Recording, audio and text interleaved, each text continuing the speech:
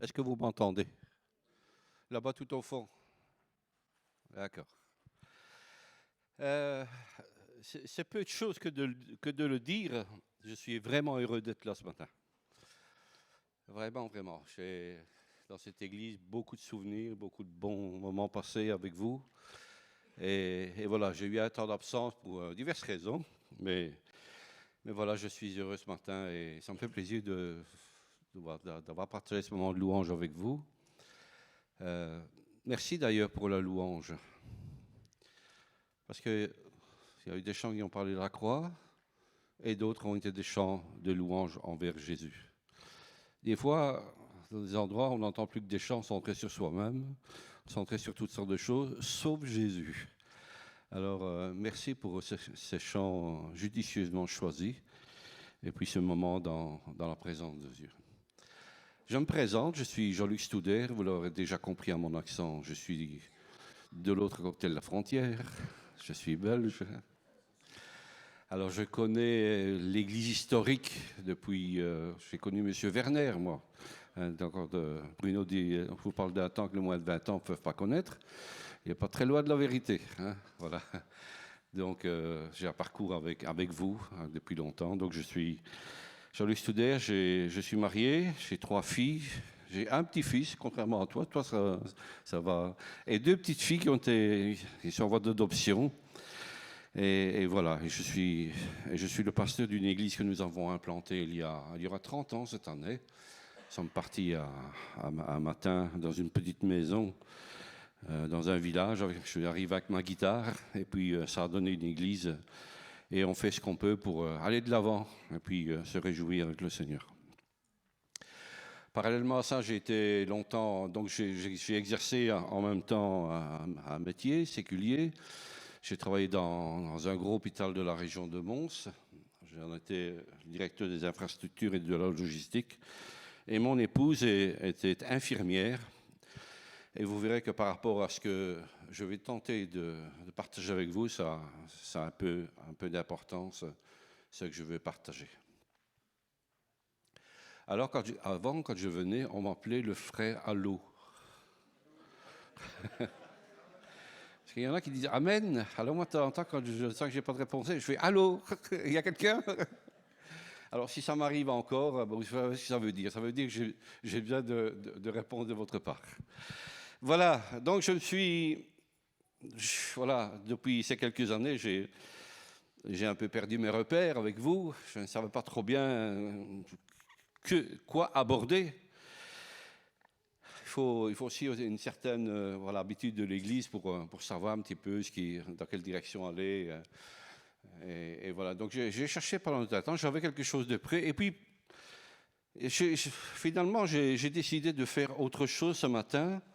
Je vais vous raconter un témoignage. Alors, si vous êtes venu pour m'entendre prêcher, vous ne m'entendrez pas beaucoup prêcher aujourd'hui. Si Bruno m'invite encore une fois, la fois prochaine, je prêcherai. Mais ça va aller. Hein, jusqu'à la fin, je vais quand même vous enseigner un tout petit peu. Mais je voulais vous rendre un témoignage que nous avons vécu il y a 4 ans maintenant. Et comme je ne suis plus beaucoup sorti ces dernières années, tout compte fait, ce témoignage est resté quelque part dans l'Église et il revêt pour moi une importance capitale. C'est vraiment, je dirais, un point de repère dans ma vie. Et je pense qu'il n'y a pas, j'allais dire, il n'y a pas un jour, mais allez, pour ne pas exagérer, je vais dire, il n'y a pas une semaine où j'y repense. Sincèrement, longuement, je repense par où nous sommes passés. Et voilà, j'ai eu besoin ce matin de vous le partager.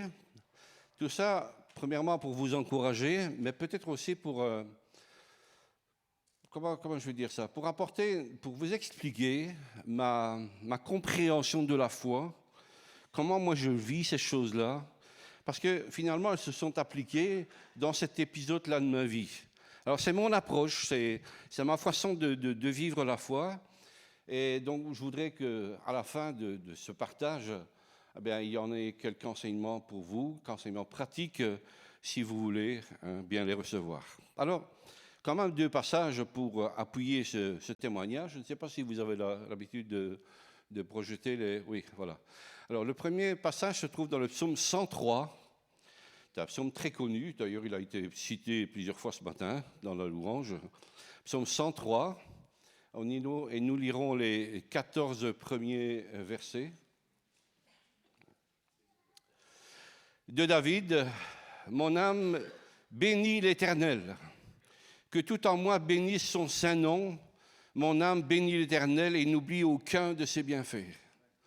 C'est lui qui pardonne toutes tes fautes, qui guérit toutes tes maladies, qui rachète ta vie du gouffre, qui te couronne de bienveillance et de compassion, qui rassasie de bien ta vieillesse, qui te fait rajeunir comme l'aigle.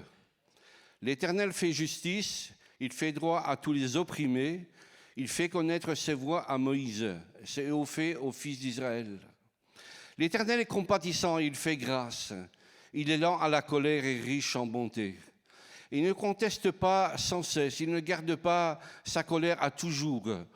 Il ne nous traite pas selon nos péchés et ne nous rétribue pas selon nos fautes. Mais autant les cieux sont élevés au-dessus de la terre, autant sa bienveillance est efficace pour ceux qui le craignent. Autant l'Orient est éloigné de l'Occident, autant il éloigne de nous nos offenses. Comme un père a compassion de ses fils, l'Éternel a compassion de ceux qui le craignent, car il sait de quoi nous sommes formés, il se souvient que nous sommes poussière.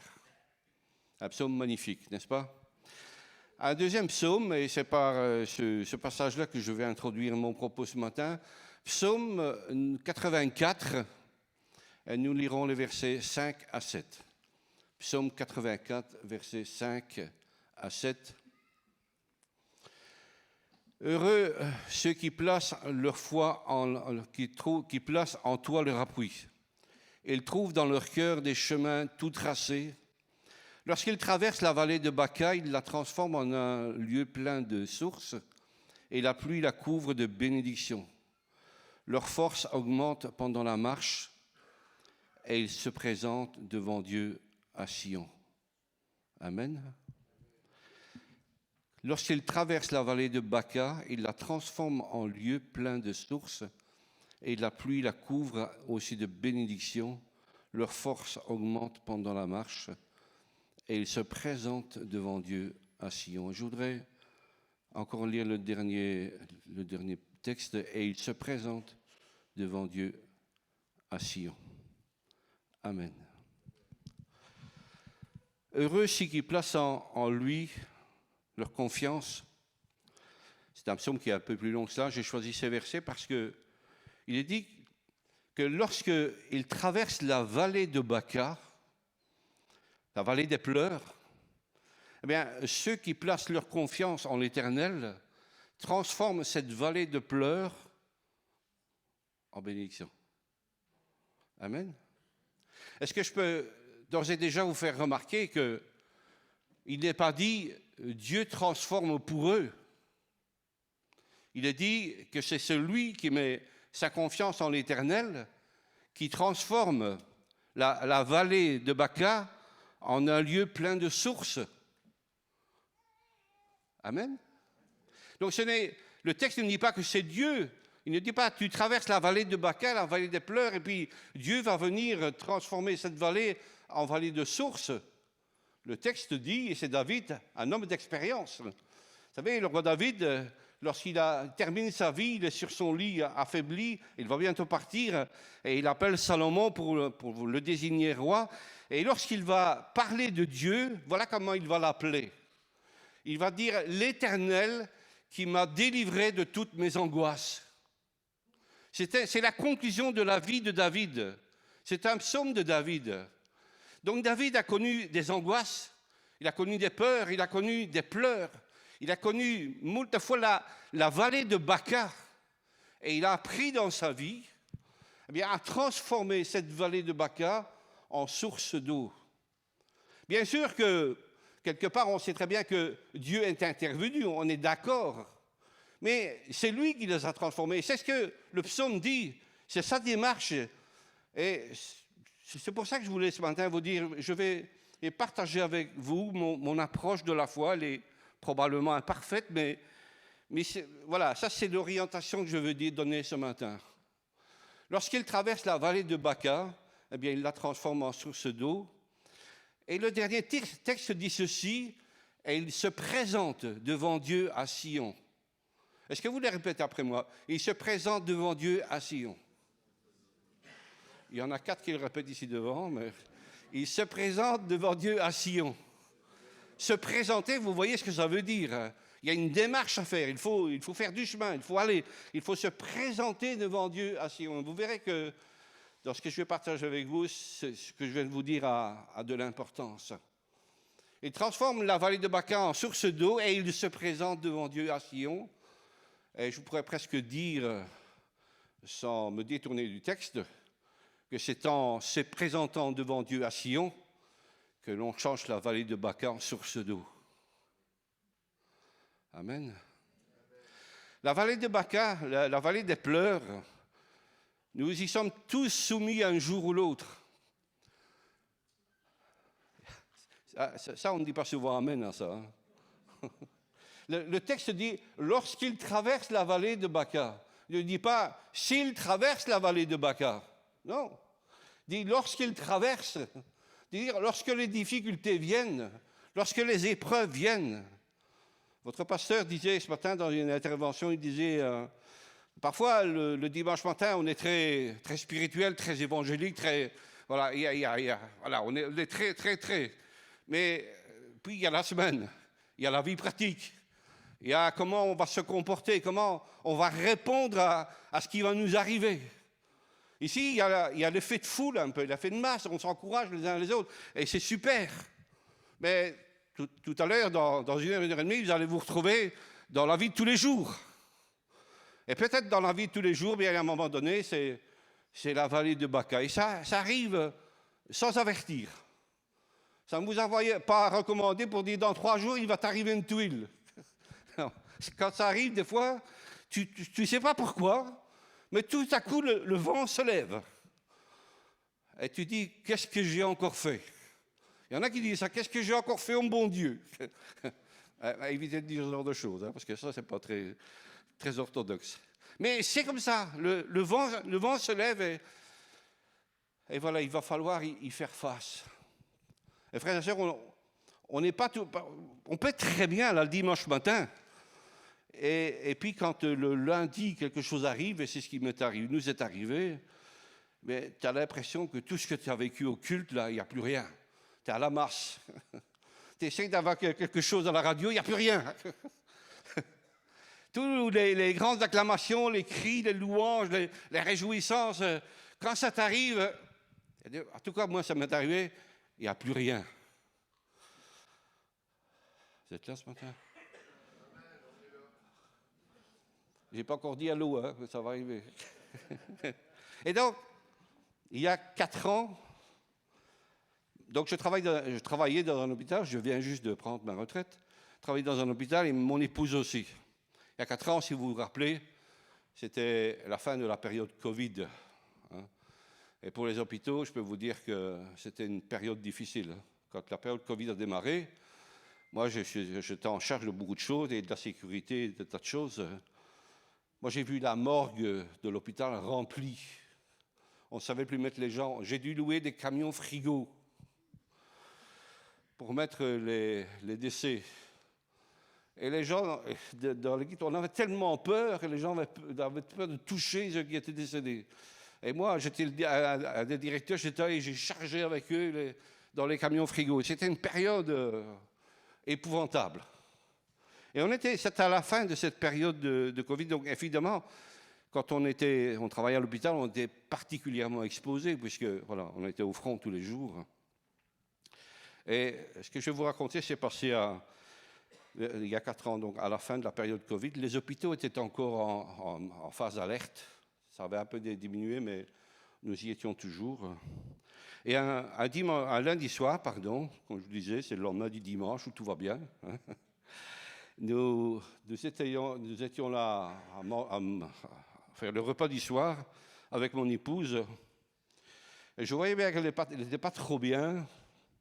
Et tout d'un coup, elle me dit, je ne suis pas bien, je vais aller me coucher. Il était environ 21h. Et puis, elle est allée se coucher. Bon, ma femme n'a pas une santé, voilà, elle a ses petits soucis. Donc, voilà, ça ne m'a pas trop alerté. Voilà, vous savez, donc, elle est partie se coucher. Puis, je suis arrivé à minuit dans la chambre, et elle était vraiment pas bien. Et je lui dis, est-ce que tu veux que j'appelle le médecin de garde? Elle m'a dit oui. Donc, on appelle le médecin de garde. En fait, elle avait des maux de tête épouvantables. Et puis, le médecin vient, bon, il ne trouve pas trop ce qu'elle a. Il lui donne des calmants un peu plus forts que ce qu'on peut avoir à la maison. Vous savez, les Dafalgan, ces choses qu'on a tous dans notre pharmacie. Et puis, elle repart. Et puis, vers 4 heures au matin, ça ne va toujours pas, mais j'ai vu ma femme commencer à remettre, à granger. En un rien de temps, je l'ai vue, et je n'exagère pas, remplir la moitié d'un petit seau à granger. Et puis, elle avait mal la nuque, elle avait mal la tête. J'ai assez l'habitude quand même de traîner dans les hôpitaux. Je me suis dit, là, elle me fait une méningite. Ça, à coup sûr, ça, c'est une méningite. C'était pas ça. Et donc, je lui dis, je vais t'emmener à l'hôpital, on va aller au service des urgences. Je l'emmène au service des urgences. Je vous dis, on était en période de Covid encore, donc les visiteurs ne pouvaient pas accompagner. Elle rentre, elle tenait encore sur ses jambes, elle rentre, et on me dit, il faudrait que vous attendiez à l'extérieur. Ma femme me dit, ben, rentre à la maison, de toute façon, ici, on va me prendre en charge. On avait déjà passé une mauvaise nuit, du travail demain, va te reposer un peu, et puis je t'appellerai. Ben, elle me dit, pour me rassurer, elle me dit, ça va aller. Et donc, je rentre à la maison. À peine rentré à la maison, j'ai un coup de fil de l'hôpital et on me dit, monsieur, votre femme vient d'entrer dans le coma, dans un coma. Et en fait, on a appris, il a fallu un peu de temps pour, évidemment, commencer à faire des examens. Mais on lui a trouvé qu'elle était occupée de faire une hémorragie cérébrale, mais quelque chose de pas banal. Lié à cela, elle faisait, parce que le scanner et l'ARM, ils ont su faire une ARM d'urgence, l'ARM a révélé qu'elle avait aussi des micro-emboles, c'est-à-dire que, vous savez, c'est des petits caillots qui sont dans le cerveau.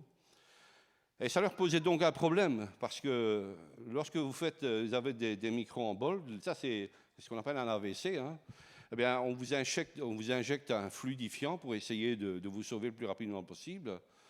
Mais étant donné qu'elle faisait en même temps une hémorragie cérébrale, on ne pouvait certainement pas faire ça, on allait simplement accélérer l'hémorragie cérébrale. Et donc, ici, se devant un petit peu un aveu d'impuissance, on ne sait rien faire grand-chose.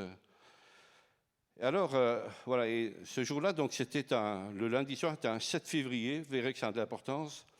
Et puis, donc, quand elle est arrivée à l'hôpital, nous étions un 8 février. Alors,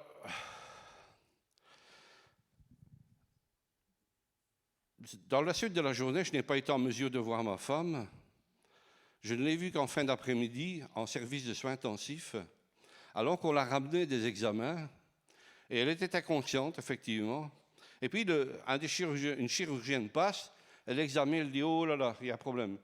Et vous savez, vous avez sans doute déjà vu ça dans les films Dr House ou, je ne sais pas, Good Doctor. À un moment donné, il y a un truc qui se passe et puis c'est l'alerte et puis tout le monde est autour. Et... Ben, ça, je l'ai vécu avec mon épouse. J'ai vu la chirurgienne avait le téléphone comme ça, elle a appelé un autre chirurgien de garde spécialisé là-dedans. Et puis les équipes se sont mises en place. Moi, j'étais là au milieu. Le service intensif, on m'a laissé rentrer. Bon, j'étais quand même de la maison, donc j'avais quand même quelques facilités. Mais quand vous le vivez ça, voilà, et vous savez, parce que vous êtes de l'intérieur, puis j'en ai vu. Il faut savoir que la maman de ma femme, a eu ce genre de problème un jour dans sa vie. Et puis elle est restée, elle a été handicapée tout le reste de sa vie. Elle avait le visage tout déformé, elle ne savait plus parler, elle ne savait plus marcher. Donc, c'est quelque chose que ma femme avait toujours un petit peu la crainte, parce que quand vous voyez votre maman, elle en a décédé d'ailleurs, vous voyez votre maman comme ça, vous dites toujours, mais est-ce que ça ne va pas m'arriver un jour moi aussi? Je sais qu'il y avait un petit quelque chose qui était là. Et donc, tout ça, je connais. Et je vois qu'on s'active et qu'on l'emmène en salle d'op. Alors, voilà, elle est partie en salle d'op, et moi, j'ai forcément prévenu mes filles. Et ma fille qui était aux États-Unis a pris l'avion tout de suite, elle est revenue. Ma seconde fille est arrivée en soins intensifs. Et quand elle est arrivée, elle connaît très bien le chef du service de soins intensifs parce qu'elle faisait du golf avec lui. Donc, ils se connaissent bien. Et lorsqu'il a vu ma fille rentrer, il lui a fait « C'est times ». Il n'y a plus d'espoir. Ma fille s'est effondrée en larmes. Et puis, voilà. J'essaie de vous mettre dans... J'essaie de ne rien exagérer, de ne rien oublier. De vous mettre dans ce que j'ai vécu. Lorsqu'il traverse la vallée de Baca, de temps en temps, vous vivez des choses, vous êtes tellement bien le dimanche matin, le lendemain, vous êtes au front. Et vous ne savez pas comment vous allez vous sortir de ça. Alors, moi, j'avais juste prévenu mes filles, je n'ai même pas pensé à appeler les anciens de l'église, à appeler un frère, rien. Moi, je suis comme si j'étais mis à la masse. On m'a mis à la masse, j'étais déconnecté. Je ne savais pas ce qui arrivait. Alors, mes filles ont pris le relais, elles ont envoyé l'information, et puis le soir même, l'église a organisé une réunion de prière. Ils m'ont raconté après, il y en a qui étaient occupés de manger, tout ça. Ils ont tout laissé là, ils sont montés à l'église était pleine, ils ont commencé à intercéder. C'est bien d'avoir une église qui intercède. Amen. Le pasteur, il dit amen. Ben lui, il sait au moins. Et vous le savez, avoir une église qui intercède. Mais je voudrais, c'est important ce que je suis occupé de vous dire. L'église a mis intercédé, ils ont vraiment fait ce qu'on appelle une réunion d'intercession. Ils y sont allés, ils se sont donnés, voilà, en plein cœur, en plein poumon, ils ont intercédé. Et puis, ça a prié un peu partout. La nouvelle s'est répandue. Il y a un frère qui m'a dit, mais ce soir à Mulhouse, je regarde en direct, on priait pour ta femme. Alors, on a prié à toutes sortes d'endroits. Ma deuxième fille, elle est amie avec une musulmane. J'espère que je ne vais pas vous faire peur. Hein. La musulmane m'a dit, ce soir, on se réunit à la mosquée, on va prier pour ta femme. Ma fille qui habite aux États-Unis, elle est en contact dans le milieu d'affaires avec des juifs. Les affaires, c'est les juifs, hein, souvent. C'est leur truc, ils aiment bien, ils sont doués. Et alors, ils sont proches. Les juifs lui ont dit, ce soir, on va prier pour toi à la synagogue. Ma secrétaire, elle est catholique pratiquante. Elle m'a dit, ce soir, on fait une réunion spéciale à l'église catholique, on prie pour ta femme. De partout, on priait. Et alors, le comble du comble, c'est que j'ai un voisin, on a des bons voisins, nous, on s'entend très bien, et mon voisin, c'est un athée notoire. Il n'est pas agressif du tout. Hein. Ben voilà, lui, il ne croit pas en Dieu, en rien. Et lorsqu'il m'a vu, il m'a dit, Jean-Luc, je voudrais te dire quelque chose. Il me dit, je n'ai jamais prié de ma vie, tu sais, je me connais, oui. Mais là, je prie pour ta femme, il dit. Même un athée, on a réussi à le faire prier. C'est extraordinaire, tu ne trouvez pas? Mais rien que pour ça, ça valait le coup, quoi. Rétrospectivement, hein, parce que quand tu es dans le truc, c'est pas ce que tu es occupé à te dire. On a prié partout, partout, partout. Mais en réalité, il manquait une prière.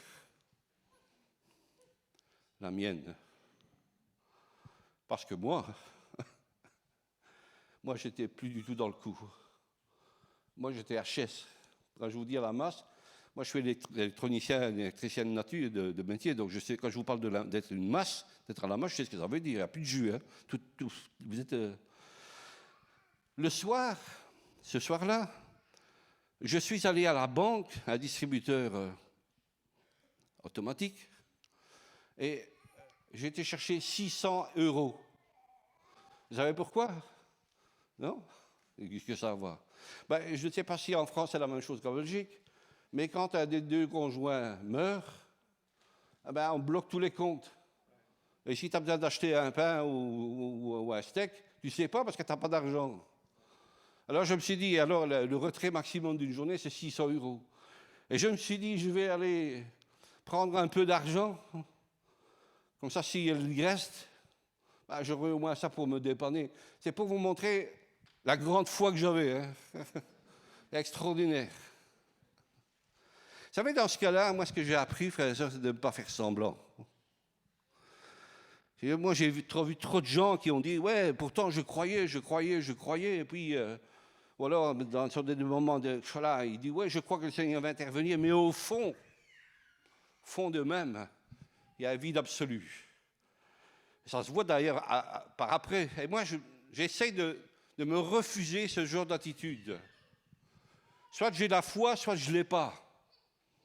Alors, ça n'a rien à voir avec la foi en Dieu, la foi qui me sauve, hein, c'est pas ça. Mais parfois, pour recevoir certaines choses, tu as besoin de la foi. Et là, j'en ai rien. Et quand je vous dis rien, c'est rien. Pour aller chercher de l'argent au distributeur, en prévoyant la mort de ma femme, c'est que quand même, j'étais plus dans le modèle, ça ne va pas aller. Donc on a prié, mais il manquait une prière, c'était la mienne. Bien entendu, je crois que Dieu peut guérir toute maladie. Il en a le pouvoir. Et vous? Là-dessus, on s'entend tous. On est dans une église charismatique. Et donc, si on parle de guérison, tout le monde, je dis, est-ce que vous croyez que Dieu guérit? Tout le monde va lever la main, normalement. D'accord? Ben, moi aussi, je lève la main.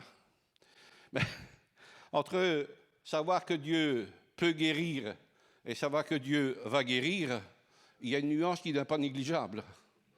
Et c'est souvent là que moi, je fais le test de la foi. Parce que la foi, c'est une ferme assurance des choses qu'on espère, une démonstration de celles qu'on ne voit pas. Et quand tu as vraiment reçu la foi pour quelque chose, eh bien, comme disait un frère que j'aimais beaucoup, tu sais que tu sais que tu sais que tu sais. Tu sais que Dieu va agir. Mais lorsque tu n'as pas vraiment la foi pour cette chose-là, ben, tu peux croire que Dieu a la capacité, le pouvoir. Tu peux même te convaincre de dire Dieu est bon, Dieu va intervenir. Mais en réalité, tu n'es pas ancré, tu ne peux pas vraiment dire oui, je crois que Dieu va le faire. On dit je crois qu'il peut le faire. D'ailleurs, personnellement, et c'est pour ça que je vous dis, c'est mon approche de la foi, quand j'entends quelqu'un qui dit Seigneur, si c'est ta volonté, donne-moi, ben, cette phrase-là, à elle toute seule, définit qu'on ne croit pas que Dieu veut le faire. Parce que si on ne sait même pas que c'est la volonté de Dieu, alors ça paraît être une prière légitime, parce que l'apôtre Jean il dit qu'il faut prier selon la volonté de Dieu. On est d'accord, mais ne viendrait pas à l'idée de faire une prière qui n'est pas conforme à la volonté de Dieu. On est d'accord. Mais j'ai remarqué que souvent ça, on s'est laissé emprisonner là-dedans. Et donc, on dit, si c'est ta volonté, Seigneur. Et en réalité, voilà, moi j'étais là. Bien sûr que j'étais toujours chrétien, hein, c'est pas que j'étais dans la difficulté. Donc, de temps en temps, je disais, Seigneur, interviens, Seigneur, fais quelque chose. Seigneur, on est d'accord. Hein, mais c'est tout. C'est tout.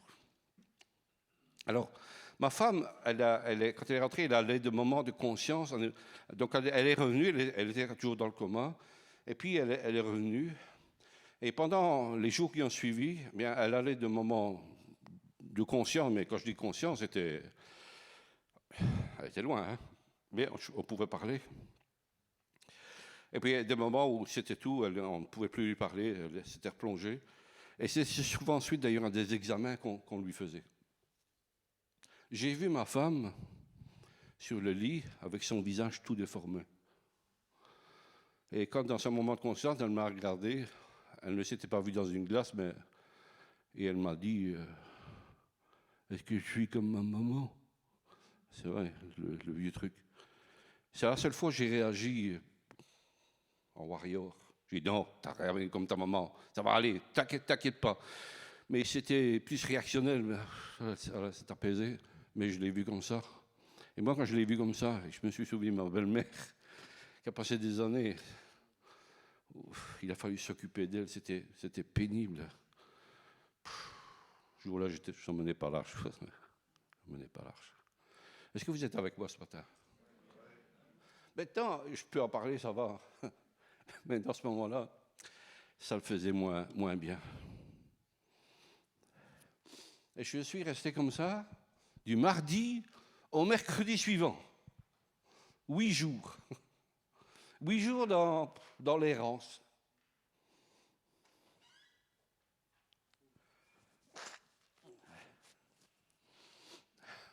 Ça va? Le mercredi suivant, je me lève. Je ne bouscule personne puisque je suis tout seul. Et je m'assieds, je prends un petit café. Et tout à coup, je repense à ce verset, lorsqu'on vient dire à Jésus, ton ami, celui que tu aimes, Lazare, est malade. Et Jésus vous connaissez l'histoire, va dire, cette maladie n'est pas la mort, mais elle est pour la gloire de Dieu. Et ce qui repasse surtout dans mon esprit, c'est le verset qui dit, or, Jésus aimait Marthe et sa sœur et Lazare. Et c'est le or qui attire mon attention. C'est comme si, vous savez, il y avait les anciennes chaudières au gaz. Maintenant, ils ont un allumage électronique. Mais avant, il y avait toujours une petite veilleuse. Vous voyez, il avait un pièce d'eau, tonk. Et j'ai l'impression que ça, c'était le tonk, la petite veilleuse, qui s'est rallumée en moi. Et je vais voir ma Bible, et effectivement, il y a or. Jésus aimait Marthe, Marie et Lazare. Or, ça veut dire que c'est lié à ce qui est avant. Et Jésus vient de dire, cette maladie n'est pas la mort, mais elle est pour la gloire de Dieu. Et en un instant, je me dis, mais, vous savez, on n'a pas assez, me semble-t-il, la vision de Jésus homme. Personnellement, moi, il m'a fallu des années pour le comprendre dans toute son humanité. On le voit trop souvent encore, Jésus, Dieu, mais il était sur la terre, il était dépouillé de sa gloire, il est venu comme un vrai homme. Moi, le jour où j'ai compris ça, ma relation avec Jésus était complètement différente. Or, Jésus aimait, et je me rends compte qu'en réalité, Jésus a pris une position ce jour-là. Il a dit, cette maladie n'est pas la gloire, elle est pour la gloire de Dieu. On l'interprète trop souvent comme étant quelque chose qu'il savait. Il dit, ouais, mais ça va bien se passer. Aujourd'hui, je n'ai plus du tout cette approche-là. Il reçoit la nouvelle et il prend une position. Il dit, cette maladie n'est pas à la mort, mais elle est pour la gloire de Dieu. Et voilà. Ça, quelque part, c'était la petite veilleuse qui s'est rallumée en moi. Je me suis dit, il y a peut-être quelque chose à faire. C'est comme un jour quand Bartimée, il entend Jésus passer, il crie, Jésus, fils de David, aie pitié de moi, connaissez l'histoire. Et puis Jésus dit, allez le chercher. Ils vont voir Bartimée, lui dit, prends courage, il t'appelle. Est-ce que vous voulez dire avec moi, il t'appelle? On a lu dans le psaume tout à l'heure, il se présente à Sion. Il se présente. La journée passe, et je suis avec là cette petite étincelle qui a repris vie. Et en même temps, parallèlement à ça, les problèmes que j'avais un problème de radio. Vous savez que je m'occupais de la radio Phare FM. Et j'avais un problème là, on devait changer le pylône. Et pour ça, je cherchais un connecteur spécial. Ça faisait un moment que je le cherchais, je ne le trouvais pas. Et l'échéance, c'était cette semaine-là. Il fallait en plus que je gère ça. Et je n'avais jamais trouvé. Et tout à coup, je me rappelle d'un homme que j'avais rencontré des années auparavant, qui était un petit artisan dans la radio. Il dit, peut-être que lui va me trouver ça. Donc je retrouve ses coordonnées. Il habite à 150 km de chez moi, environ. Donc je l'appelle, je me présente, bien oui, c'est vrai, c'était rencontré. Je dis, est-ce que vous auriez ce genre de raccord? Il dit, oh non, non, mais c'est extrêmement rare. Il dit, moi, je n'en ai jamais eu. Vous ne le trouverez pas. Je sais ce que vous avez besoin, mais vous ne le trouverez pas. Ben, le monsieur, je pense qu'il aime bien parler, donc il m'entretient un peu au téléphone. Moi, j'avais envie de raccrocher, mais lui, il me tient. Et tout à coup, il me dit, je l'entendais dire, ben ça alors. Je dis, qu'est-ce qu'il y a? Il dit, ben j'en ai un.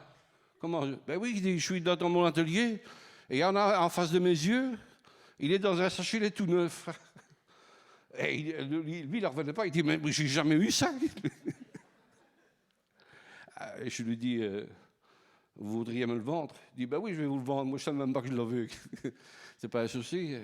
Et je lui dis, mais j'en ai besoin rapidement. J'en ai besoin pour le lendemain. Il me dit, mais où est-ce que vous habitez? Je dis, j'habite bon. Il habite à Marchand-Famenne, donc c'est de l'autre côté de la Belgique. Il me dit, ben, demain matin, je vais à Mons. Donnez-moi votre adresse, je vais aller vous le livrer. Et savez ce qu'il me dit après? Elle me dit, en tout cas, vous, le Seigneur est avec vous. Hein. Ça, la petite veilleuse, ça a commencé, c'est le bec de gaz qui commence à s'allumer un petit peu. Mais ça m'a fait l'effet. En tout cas, le Seigneur est avec vous. Je descends, et encore pris dans cette phrase-là. Et puis, il y a Alain Moulin. Vous connaissez Alain Moulin? Il m'appelle, bah oui, vous connaissez.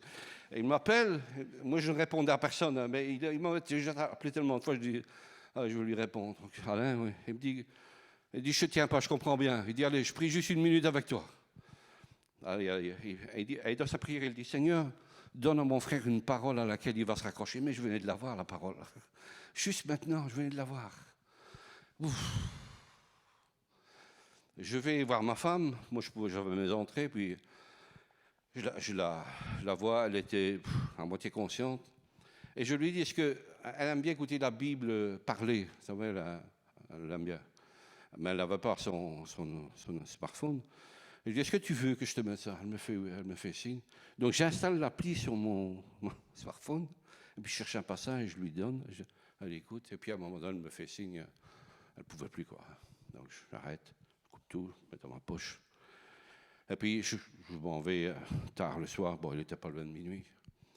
Je monte dans la voiture. Mon iPhone, je le tape sur le siège, je démarre.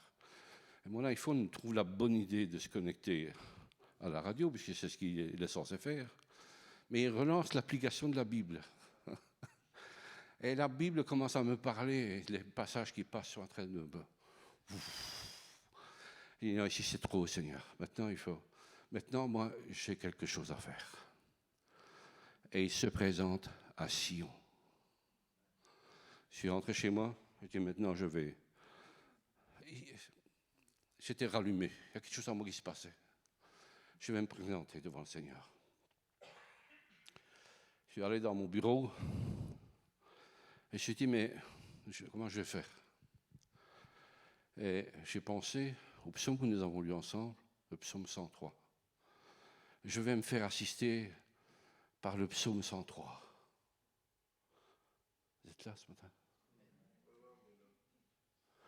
Je l'ai pris. Et puis, vous savez, parfois les gens, moi je connais ça, les gens, ils ont un verset, ils le répètent. Des fois, ça devient une espèce de mantra. Je n'ai jamais trop compris cette manière de... C'est pas ça que je voulais faire. Et je voulais être assisté par la parole de Dieu. Et j'ai pris le psaume 103 et j'ai commencé. Bénis l'Éternel mon âme et n'oublie aucun de ses bienfaits. Oui, mais amen. Je ne suis pas passé à la ligne suivante. J'ai commencé à bénir Dieu, là dans mon bureau, dans l'état dans lequel j'étais. J'ai commencé à le bénir. Et n'oublie aucun de ses bienfaits. Est-ce que vous avez déjà remarqué qu'on a facile à oublier les bienfaits de Dieu? J'étais là dans mon bureau et je me suis posé, j'ai pris le temps. De toute façon, le temps n'avait plus d'importance. J'ai pris le temps. Et je me suis rappelé, depuis les premiers jours de ma conversion, comment Dieu a commencé à agir dans ma vie. Et j'ai savouré à nouveau ces moments-là. Et j'ai dit merci Seigneur pour cela. Et puis, j'ai continué à réfléchir, je suis passé au second. Et puis au troisième. Et vous savez, si vous faites vraiment le point sur ce que Dieu a fait dans votre vie, personnellement, autre chose, plus que, je ne sais pas comment le dire, plus que d'avoir donné sa vie pour nous, parce que ça, il l'a fait pour chacun d'entre nous, mais puis, il y a notre vie pratique, ses interventions, comment il a agi dans telle ou telle situation. Si ceux qui se souviennent encore de moi, je vous ai raconté ces témoignages, des choses qui me sont arrivées, qui sont des perles. Puis parfois c'est dans les petites choses, parfois c'est dans les grandes choses. Il faut apprendre à reconnaître Dieu dans les petites choses et dans les grandes choses. Et je ne sais pas combien de temps je suis resté sur ce verset 1. Bénis l'Éternel mon âme et n'oublie aucun de ses bienfaits. Et puis je suis passé au verset 2. Bénis l'Éternel mon âme, que tout ce qui est en moi bénisse son saint nom. Ah ben oui. Vous savez, ma bouche était capable de, voilà, à nouveau de dire bénis l'Éternel mon âme, mais mon cœur, mon corps, mon esprit, que tout ce qui est en moi bénisse son saint nom. Je vous assure, il y a une démarche à faire là. Il y a une vraie démarche à faire. Mais pourquoi est-ce qu'il faut faire cela, frères et sœurs? Pourquoi est-ce que David, celui qui a traversé toutes les épreuves et dont Dieu l'a délivré de toutes ses angoisses, avait cette méthode-là? C'est tout simplement que lorsque tu fais cela, ta foi se régénère. Ben oui, dis avec moi, ma foi se régénère. Ce n'est pas des formules magiques, ce ne sont pas des incantations, ce n'est pas une méthode pour une méthode, ce n'est pas abracadabra. Ça veut dire quelque chose. Et donc j'ai passé du temps, j'ai loué Dieu de tout mon cœur, jusqu'à ce que j'aime les moments comme on parle ce matin de la louange, jusqu'à ce que ça soit comme ça. Ben oui, parce que moi, je dis parfois souvent à l'église, hein, ce qu'on fait sur l'estrade ou dans l'église, c'est bien, mais c'est à la maison qu'il faut pouvoir le faire. Le roi David, quand il est allé pour se battre contre Goliath, il a dit, Saül lui dit, mais qu'est-ce que tu vas faire? Ben, il dit, moi, quand je suis tout seul dans les champs, là, il y a un ours qui vient à moi, tac, je l'attrape, je lui fais son affaire. Hein. Et un jour, j'ai vu un ours, un vrai, un grand. Et je lui ai dit, mais tout compte fait, c'est à peu près la taille de Goliath, ça. Et forcément, quand il a vu Goliath, il a dit, ben, moi, je vais le faire. Et des fois, nous, on arrive à l'église, on est tout feu, tout flamme, mais c'est à la maison qu'on doit donner le plus. Et donc, j'ai fait ça. Vous me suivez toujours? Et puis, le verset suivant, c'est lui qui pardonne. Allez, vous devez me le dire avec moi. C'est lui qui pardonne toutes tes fautes. Allô? Ça y est, je l'ai dit. C'est sorti.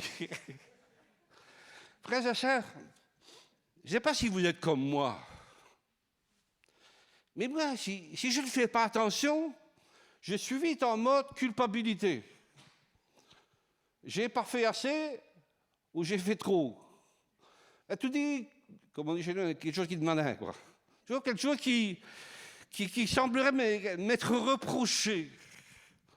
Moi, j'ai une vie, j'essaie d'avoir réglé tout ça, mais même le fait de vivre parfois une épreuve comme ça, on se sent coupable. Ben, c'est vrai, hein. Moi, je peux vous dire qu'il y a des fois, c'est pour ça que tout à l'heure je disais, qu'est-ce que j'ai encore fait, oh mon Dieu? Moi, je ne dis pas ça, mais quelque part, cette racine-là, on vit quelque chose, on se dit, mais qu'est-ce que j'ai fait? Eh bien, frère et sœur, je suis resté aussi un moment devant le Seigneur en disant, c'est toi qui pardonnes toutes mes fautes. Je me suis restauré devant lui, parce que l'Éternel est vraiment celui qui pardonne toutes nos fautes. Et le roi David savait de quoi il parlait. Il savait de quoi il parlait. Il avait commis les choses les plus ignobles et il avait reçu le pardon de l'Éternel. Et je peux vous dire, frères et sœurs, qu'arrivé à ce stade, je n'étais plus le même homme, j'étais au verset 3. Et le verset d'après dit, c'est lui qui guérit toutes tes maladies. Amen. Votre pasteur a dit amen. Et vous? On est souvent sélectif. Il peut guérir, mais est-ce qu'il veut guérir? Ça, c'est autre chose. Et puis, toutes les maladies, ouais, mais celle-là, elle est quand même compliquée. Mais David a dit, c'est lui qui guérit toutes tes maladies. Et je me suis rappelé des fois où Dieu aussi, dans ses bienfaits, m'a guéri d'autres maladies. À une période de ma vie, je vivais de grandes angoisses. Pourquoi? J'en sais rien. Mais si vous n'avez jamais eu d'angoisse, vous ne savez pas ce que c'est. Mais quand vous les avez vécues, vous avez. Je me levais parfois à 3, 4 heures, 5 heures au matin pour aller marcher le long du canal parce que j'étais angoissé. Et je criais à Dieu, je demandais. Et un jour, j'étais dans la voiture et je cherche une radio. Je cherche une radio et je tombe sur Radio Fraternité. C'était une vieille radio. À l'époque, on n'avait pas un bon son. Là. Et puis, mais enfin, je reste là-dessus. Et à un moment donné, un frère dit, je vais vous lire un psaume. Et il commence à lire le psaume 107. Le psaume 107, vous irez voir chez vous, ça relate 4 histoires, 4 époques de l'époque du peuple d'Israël. Et à chaque fois, ça a mal tourné. Ils ont fait ce qu'il ne fallait pas. Et à chaque fois, il est dit, et dans leur détresse, ils crièrent à l'Éternel qui les délivra de leurs angoisses. Dans ce psaume-là, il dit, il a envoyé sa parole et sa parole les guérit. Frères et sœurs, c'est ce que j'ai vécu. Alors que j'écoutais ce psaume, je sentais ma foi se développer en moi. Je suis arrivé à la maison, les angoisses avaient disparu. Je suis sorti, on était à peu près à une époque comme maintenant, il y avait un soleil, un soleil d'hiver très clair. J'avais l'impression que c'était un soleil que je n'avais jamais vu. Ça s'est passé il y a 25 ans, je n'ai plus jamais eu une angoisse de ma vie. Des guérisons, j'en avais connu, frères et sœurs. Et je les ai rappelés au Seigneur, tu es celui qui peut délivrer de toute maladie. Amen. Je l'ai proclamé devant le Seigneur. Et puis, voilà, c'est lui qui rachète ta vie du gouffre. Je vais accélérer parce que qui te couronne de bienveillance et de compassion, qui rassasie de bien ta vieillesse, etc., etc. Je n'ai pas été tout à fait jusqu'au bout parce qu'à un certain moment, dans le processus, j'ai su que c'était fait. Vous savez, la Bible, dans le psaume, il dit, il a envoyé sa parole et sa parole l'a guéri. Est-ce que vous savez que la foi vient de ce qu'on entend vient de la parole de Dieu? Tu ne peux pas fabriquer de la foi. Hein? Moi, quand j'étais jeune, mon pasteur, il parlait toujours de la foi. Et puis, quand j'étais à la maison, il disait, je crois. Ouais, je crois. Je crois. Ouais, non, je crois. Et il ne se passait jamais rien. Parce qu'on ne sait pas fabriquer de la foi, nous. C'est quelque chose qui vient du ciel, la foi. La foi ne peut être communiquée que par la parole. C'est Christ qui est l'auteur de la foi. Il envoie sa parole et sa parole nous guérit. Et à un moment donné, quand il a foi, il envoie la foi en nous, eh bien on sait qu'on sait. Et je me suis relevé, je me suis dit, Seigneur, maintenant, je sais que ça va aller. Amen. Jeudi, j'arrive à l'hôpital, ma femme dans le même état. Alors, pour vous raconter, on lui avait mis un drain au cerveau, à la tête, hein, et il y avait un liquide céphalorachidien qui s'écoulait tout le temps. Alors, on l'avait mis à un pot, et il y avait un espèce c'était un vase communicant, et le liquide alimentait toujours le pot. Et depuis 8 jours, c'était comme ça. Hein. Alors, quand j'arrivais, je débloquais un peu le lit, parce qu'elle souffrait beaucoup du dos, tout ça, donc moi, je débloquais le lit. Mais alors, il fallait que je veille toujours au vase communicant. Donc, le pot, c'était... Et j'arrive et je vois que rien n'a changé. Et en plus, on l'emmène faire un examen. Elle revient rebelote, à moitié comateuse. Voilà. J'ai dit, mais quand est-ce qu'ils vont arrêter de leur faire des examens? Elle n'est pas bien, on le sait. Mais le mercredi soir, ou la nuit, je suis sorti avec cette conviction, ça va aller. Et j'arrive à l'hôpital, et rien n'a changé. Mais rien ne change en moi, parce que la foi est là maintenant. La foi, c'est une démonstration des choses qu'on ne voit pas, et rien n'a changé. Mais j'étais en paix. Je rentre à la maison, le jeudi soir. Nous étions le 17 février. Le 17 février, c'est la veille de mon anniversaire. Je suis né le 18 février. Et pour vous raconter quelque chose, le 18 février de l'an 2000, ma femme avait organisé une petite réception pour mon anniversaire et nous attendions à la maison, la famille, et notamment mon beau-frère. Et mon beau-frère tarde à arriver, il dit tiens, c'est bizarre. Et on finit par aller voir à la maison, et en fait il avait eu un accident dans la salle de bain, intoxiqué au monoxyde de carbone, et il est décédé dans la salle de bain. Il était un des responsables de l'église avec moi. On avait démarré. Et donc, comprenez-moi, les années qui ont suivi mon anniversaire, j'avais toujours la mort de mon beau-frère. Vous comprenez ça? Mes anniversaires n'ont plus jamais été les mêmes. Et puis, très sincèrement, à tort ou à raison, c'est à vous de décider. Mais moi, je l'ai vécu comme aussi quelque chose de personnel. Il aurait pu mourir le 17 ou le 19. Hein. Mais le 18, j'avais l'impression que ça m'avait impacté, moi, et l'Église à l'époque. Et c'est resté en moi comme une zone d'ombre. comme un truc, voilà. Et donc, ce jeudi-là, et je repense à cela. Et je dis, Seigneur, là, je suis plus à genoux, tout ça, comme ça, debout. Je dis, Seigneur, il y a toujours ce vieux litige-là, il faudrait qu'on profite de régler ça. Je sais que tu vas la guérir. J'ai plus de problème. Mais fais-moi un plaisir supplémentaire. Que demain, quand j'arrive, le pot soit vide et qu'on me dise, ça y est, le processus de guérison entre.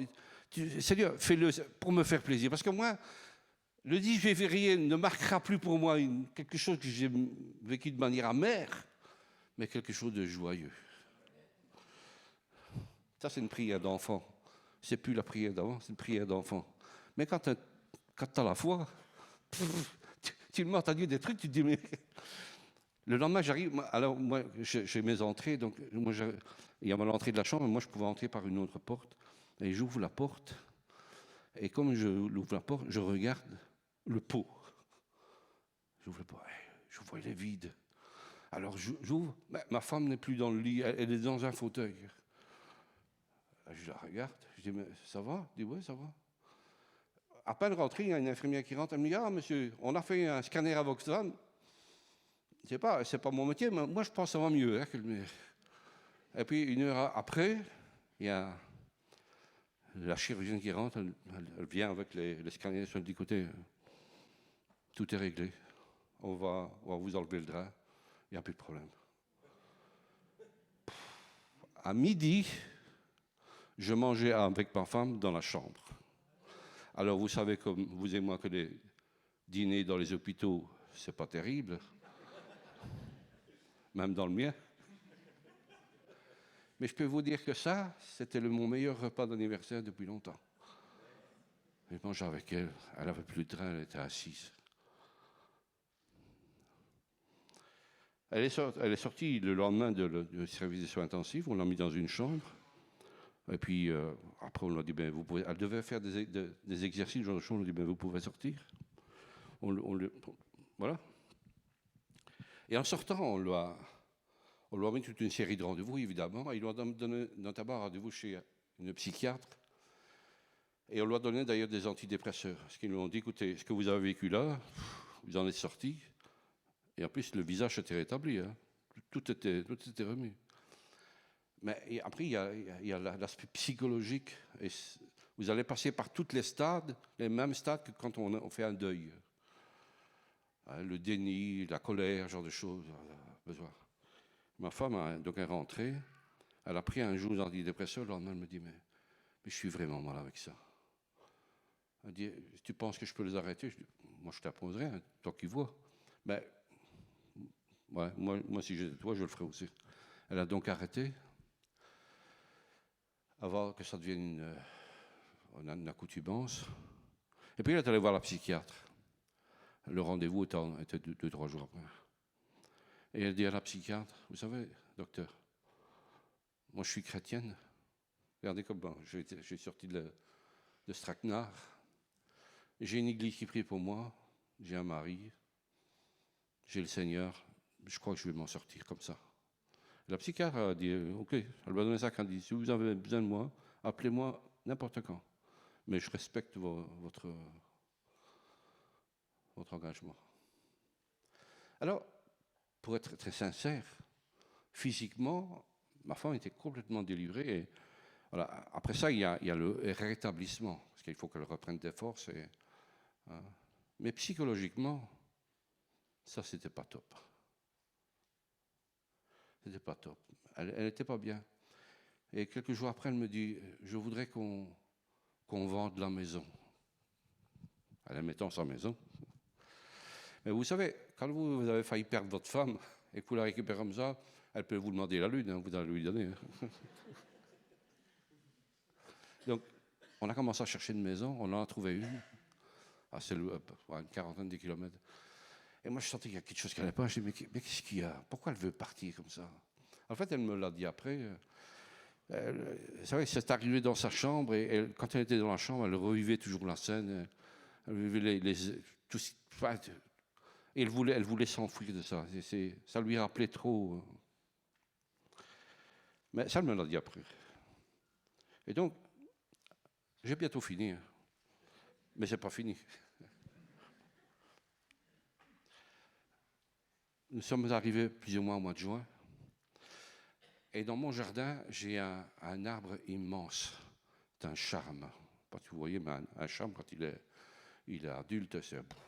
Voilà. Et un soir de juin, je suis là à la terrasse. Ma femme est déjà partie coucher parce qu'elle était fatiguée. Et je suis sur la terrasse et je regarde cet arbre. Et je dis, mais il est quand même beau, cet arbre. C'est quand même... Et je le regarde. Il y avait une petite brise ce jour-là, ce soir-là. Et puis les branches bougeaient. Et puis c'est comme si à un moment donné, on est rentré dans une bulle. Il y avait l'arbre et il y avait moi. Il y en a qui diraient que ça, c'est un état méditatif. Non, non, non, non, non. Moi, j'étais avec le Seigneur, je ne m'en rendais pas compte à ce moment-là. Et je regarde l'arbre. Et je le trouve beau. Et je commence à louer le Seigneur. Je dis, mais à travers Dieu Tout-Puissant, quand mon cœur considère. Des fois, dans la nature, tu vois des choses, tu as envie de louer Dieu. Une fois, je me suis trouvé en Suisse, dans un funiculaire. Et à un moment donné, on est arrivé, je me suis trouvé devant un massif rocheux immense. Ma première réaction, c'est de dire Dieu Tout-Puissant. C'était instinctif. Et là, j'étais devant l'arbre. Je dis, Seigneur, mais qu'est-ce qu'il est beau. Qu'est-ce que tu es bon. Et je le loue. Et à un moment donné, il y a un détail qui me revient, c'est que 2 ou 3 ans auparavant, ma voisine m'avait demandé si je ne pouvais pas élaguer un peu l'arbre. Et puis j'avais fait venir un élagueur, et puis l'élagueur, il n'a rien trouvé mieux que de me couper toutes les branches. Mais alors, il ne restait plus que le tronc, et rien d'autre. Et alors, je suis allé le voir, je dis, mais qu'est-ce que tu m'as fait? T'inquiète, je vais reprendre. Je pense que ça va aller. Ouais, tu penses? Écoute, moi, je l'aime bien, cet arbre. Et en fait, cet arbre était devenu plus beau qu'avant. Et je me rappelle de ça. Et j'ai dit, et tout à coup, alors que je ne m'y attendais pas, ça, c'est les meilleurs moments. C'est que Dieu me dit quelque chose. Mais ce n'est pas une pensée. C'est pas... Ça ne m'est pas souvent arrivé dans ma vie. Je ne vais pas vous dire... Ça va, il y a des gens, ils entendent toujours Dieu dans tout, mais tant mieux pour eux. Mais 2, 3 fois, 4 fois peut-être, j'ai entendu la voix intérieure. Ce n'est pas dans les oreilles, ce n'est pas dans l'intelligence, ça sort d'ailleurs. Vous savez ce qu'il me dit? Mais c'est comme s'il était en conversation avec moi, comme s'il répond à ce que je suis en train... Mais en fait, c'est ce qu'il fait. Il me dit, mais cet arbre est devenu plus beau qu'avant. On lui avait coupé la tête, devenu plus beau qu'avant, parce qu'il a de bonnes racines. Et je dis, ah ouais, c'est vrai. Et il me dit, c'est comme ta femme. C'est comme si on lui avait coupé la tête. Mais elle va se rétablir parce qu'elle a de bonnes racines. J'entends des racines en lui. On est d'accord? C'est vrai, frères et sœurs, dans ce que j'ai déjà vécu avec Dieu, moi j'ai donné toutes sortes de bénédictions. Mais ce qui est le plus cher pour moi, des fois on est visité par l'autre, c'est chouette, c'est super. Mais ce que j'aime le plus, c'est ces moments trop rares où j'entends sa voix. Ça n'a aucun prix. Le lendemain, ma femme descend, je dis, Chou, viens avec moi. S'assied sur la terrasse et je lui raconte. Et je lui dis, Seigneur a dit qu'il allait te délivrer. Tu vas te rétablir parce que tu as de bonnes racines en lui.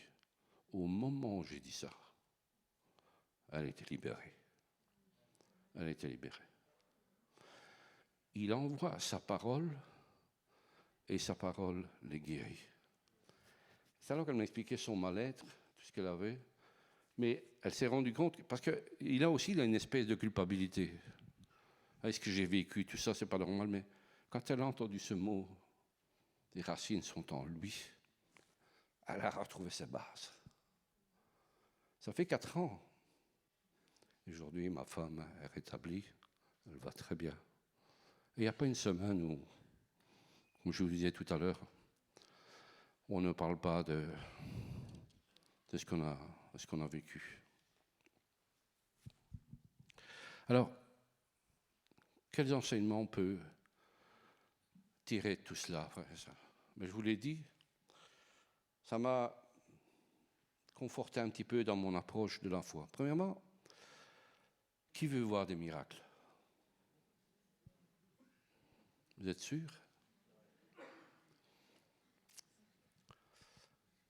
Est-ce que vous savez qu'un miracle, il répond toujours à une situation désespérée? Ouais. Des fois, les gens, ils veulent voir des miracles. Mais ils veulent voir un paralytique se lever, ils veulent voir... Mais savoir qu'eux, ils vont être impliqués, et eux vont vivre le miracle, pas la même chose.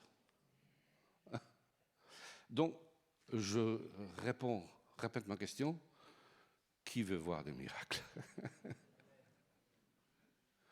Merci pour la réponse. Il faut être conscient, là. Lorsqu'on est devant une difficulté, c'est là qu'on mesure si la foi est là ou pas.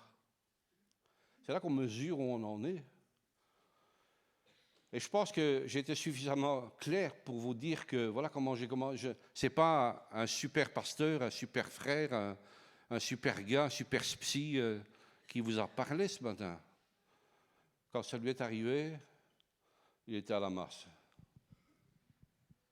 Amen. Ça veut dire que dans toutes les difficultés dans lesquelles nous pourrions être un jour, eh bien, Dieu est capable de nous sortir de cette difficulté, quel que soit notre niveau spirituel, parfois comme on voudrait se le dire. Ce n'est pas une question de niveau spirituel, frère et sœur. Ce n'est pas une question de super psy ou de... C'est une question, et je vous l'ai dit ce matin, c'est une question de se présenter devant le Seigneur. Amen. Je dis souvent à l'Église, il y a une différence entre une croyance et la foi.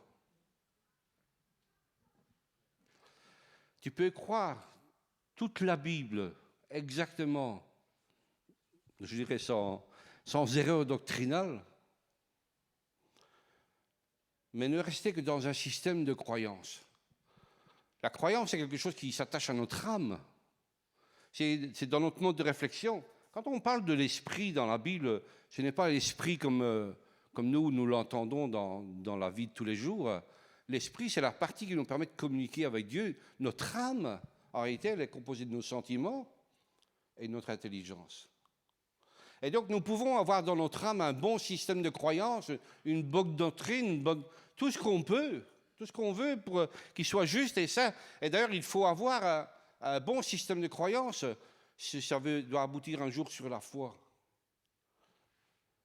Il faut un bon système de croyance. Mais la croyance reste quelque chose qui nous est propre, qui fait partie de notre âme, que nous avons adopté, c'est de notre responsabilité. Mais dans ce qui concerne la foi, c'est toujours quelque chose de vivant et qui vient du ciel. Amen.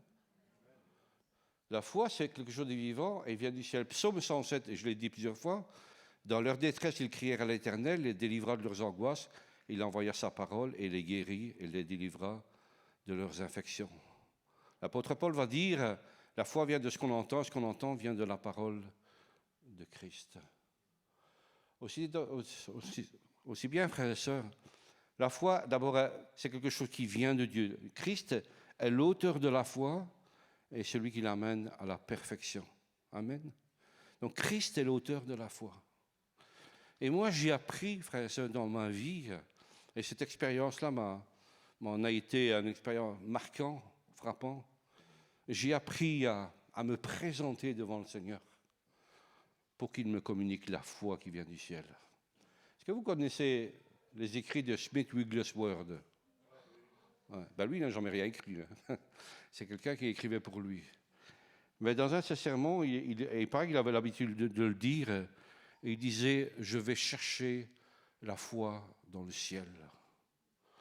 Je vais chercher la foi dans le ciel. » Je termine.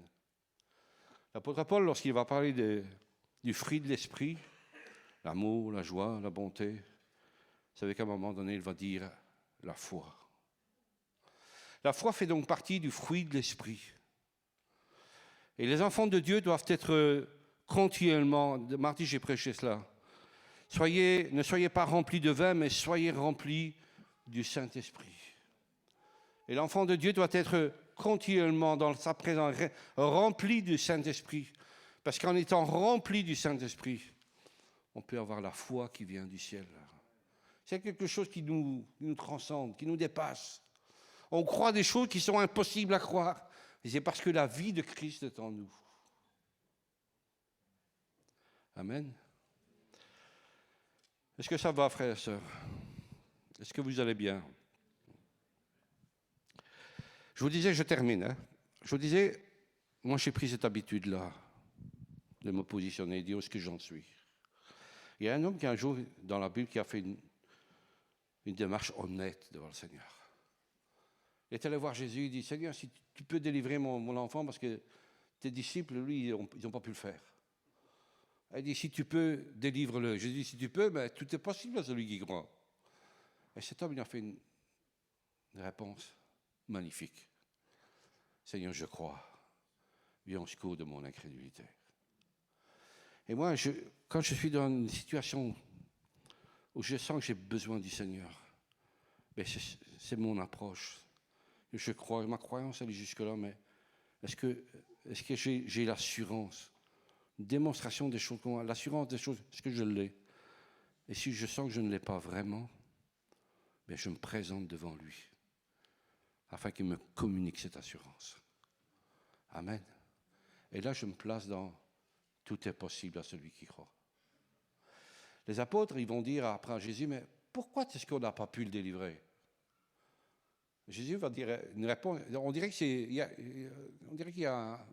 quelque chose qui ne va pas. Il va dire, mais c'est à cause de votre incrédulité.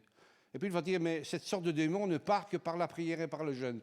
Alors c'est quoi? C'est à cause de l'incrédulité ou c'est à cause de la prière et du jeûne?